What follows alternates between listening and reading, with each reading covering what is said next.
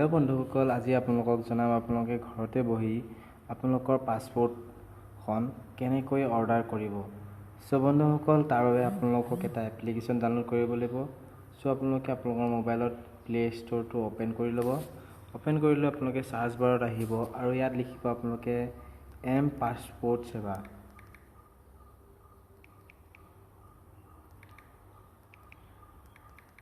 M passport সেৱা click কৰি দিব। আপোনালোকক এম পাছপোৰ্ট সেৱা এপ্লিকেশ্যন দিয়াত অ'পেন হৈ যাব আৰু সেই এপ্লিকেশ্যনটো আপোনালোকে আপোনালোকৰ মোবাইলত ইনষ্টল কৰি ল'ব লাগিব। দেখা পাইছে এই এপ্লিকেশ্যনটো যিটো মই ইনষ্টল কৰি ৰাখিছোঁ।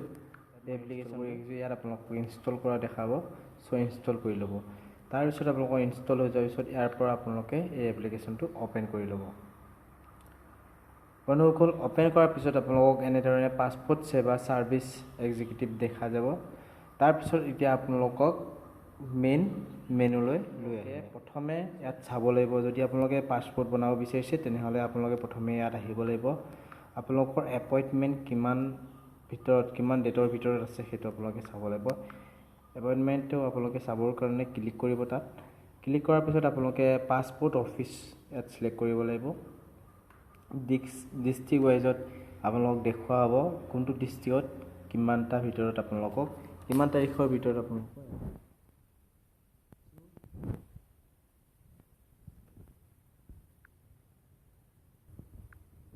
তাৰপিছত আপোনালোকে ইয়াত ক্লিক কৰিব লাগিব। ওপৰত ক্লিক কৰিব লাগিব।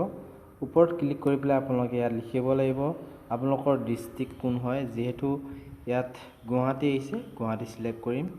তাৰপিছত ইয়াত আপোনালোকৰ কেপচাটো দিব লাগিব FZ8VSRW।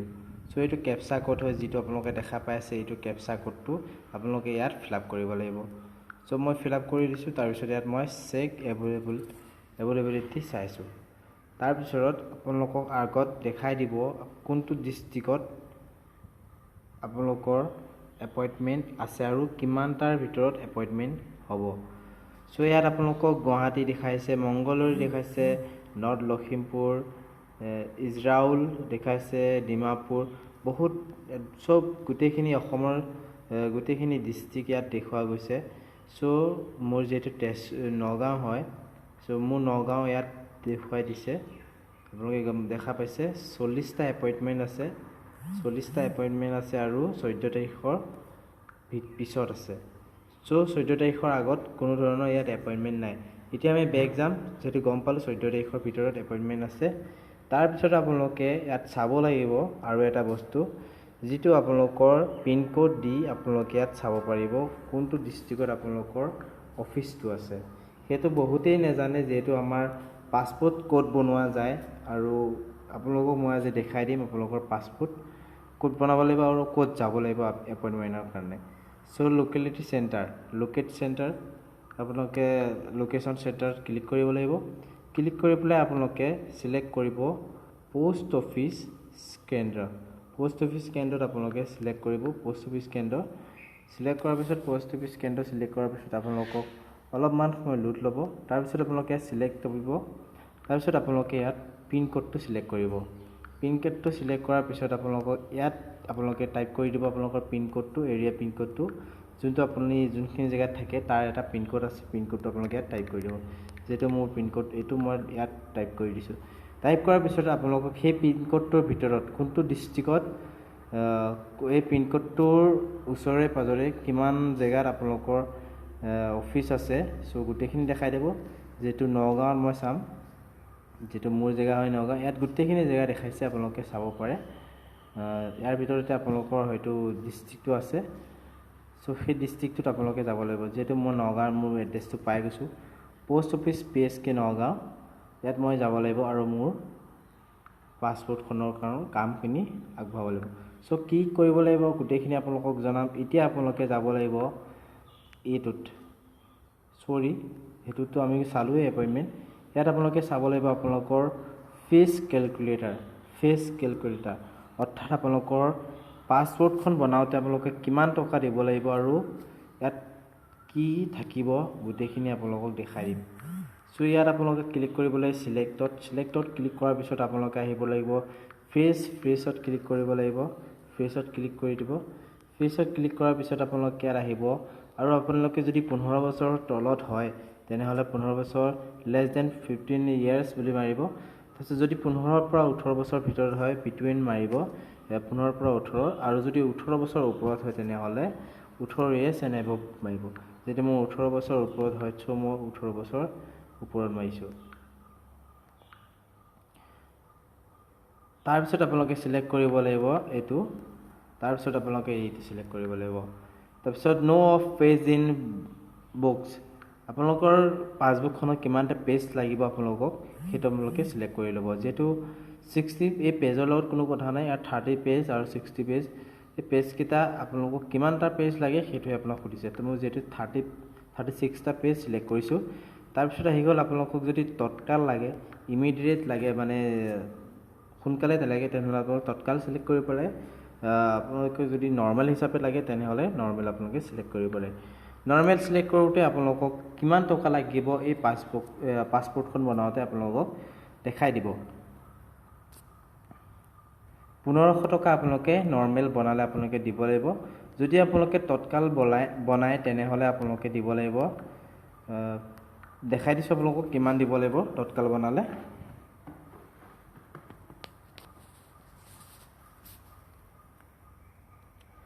তৎকাল বনালে আপোনালোকে দিব লাগিব 3500 টকা তো তাৰপিছত আপোনালোকে বেক যাব আৰু আপোনালোকে ইয়াত ক্লিক কৰিব লাগিব নিউ ইউজাৰ ৰেজিষ্টাৰ যদি আপোনালোকে একাউণ্ট বনাই থৈ দিছে যে এক্সে এইটো লগ ইন কৰি ল'ব আৰু আপোনালোকে ইয়াত জনাই দিওঁ আপোনালোকে নিউ ইউজাৰত যেতিয়া ক্লিক কৰিব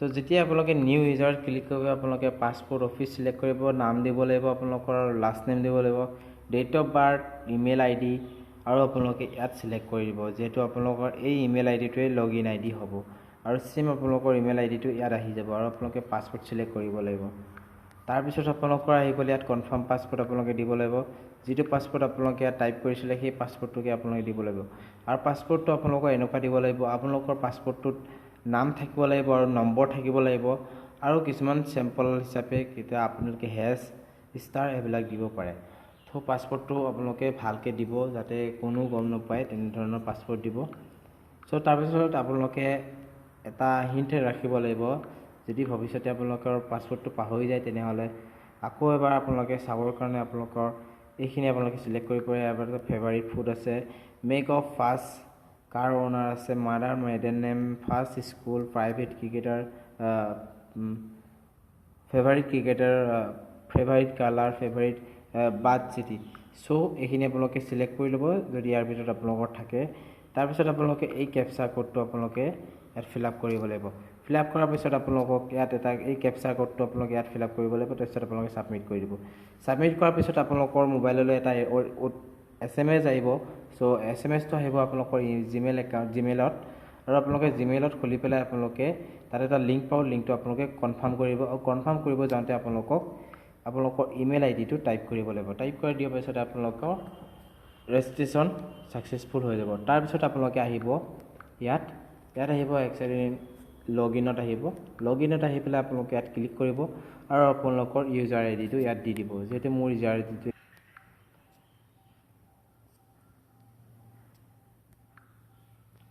আপোনালোকে ফেচ সিলেক্ট কৰিব লাগিব ফেচ পাছপোৰ্ট নৰ্মেল সিলেক্ট কৰিব লাগিব 36 পেজ সিলেক্ট কৰিব লাগিব তাৰপিছত নেক্সট কৰি দিব নেক্সট কৰি দিয়াৰ পিছত আপোনালোকৰ নাম দিব লাগিব নাম দিব লাগিব তাৰপিছত আপোনালোকে ইয়াত ইয়েছ লিখিব আৰু ইয়েছ চেঞ্জ ইয়ৰ নেম বুলি এইটো দিব লাগিব আপুনি ইয়াত আপোনালোকে দি দিব তাৰপিছত আপোনালোকৰ ইয়াত ডেট অফ বাৰ্থটো দি দিব ডেট অফ বাৰ্থটো দিয়াৰ পিছত আপোনালোকে ইয়াত